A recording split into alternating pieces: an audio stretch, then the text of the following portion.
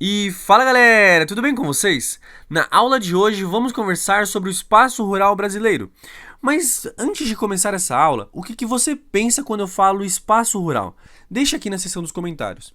E antes de iniciar o nosso vídeo, não se esqueça de se inscrever no nosso canal e deixar o seu like, porque isso ajuda muito o nosso canal a crescer. Mas agora, bora para a aula. O espaço rural é a área não urbana, geralmente ocupada com atividades do setor primário da economia. Então, agricultura, pecuária, extrativismo e algumas outras atividades, como por exemplo o turismo.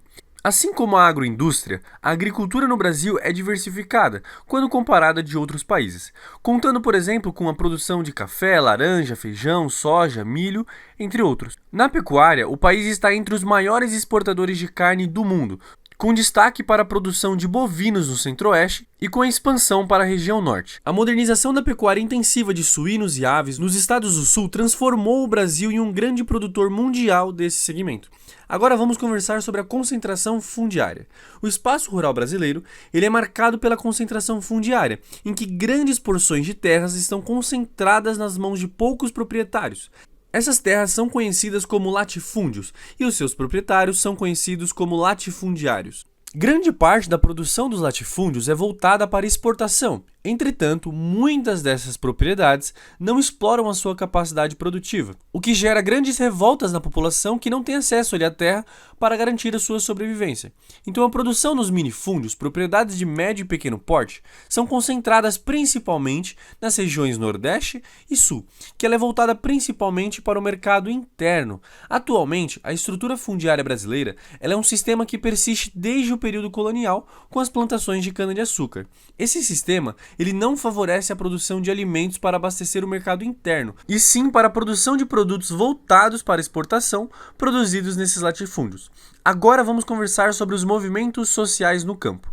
A concentração fundiária ela se configura como um impasse no campo, uma vez que contribui para agravar os problemas relacionados ao desemprego, à miséria e também à violência no espaço rural.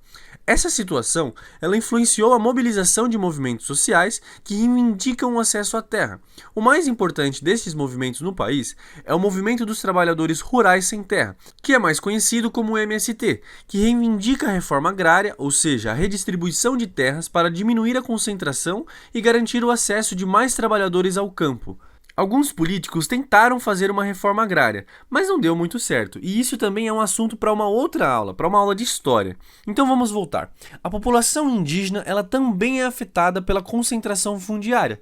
Em regiões como o Centro-Oeste e o Sul, houve a remoção de povos indígenas de terras que acabaram se tornando latifúndios. Com isso, surgiram movimentos ligados à Fundação Nacional do Índio, a FUNAI, que reivindicam a delimitação das terras indígenas e o respeito à cultura desses povos. Agora, para finalizar, vale comentar sobre a expansão da fronteira agrícola, que se refere ao avanço das áreas de produção agropecuária sobre a vegetação nativa. Atualmente, o Brasil vive o avanço da fronteira agrícola para a produção de soja e também da agropecuária, que ocorre do centro-oeste em direção ao norte do país, onde os criadores de gado têm investido na compra de terras. Nesse processo, grande parte do cerrado foi desmatado, seguindo ali agora em direção à floresta amazônica. Mesmo com monitoramento e fiscalização dos órgãos oficiais, todos os dias muitos hectares da floresta são derrubados.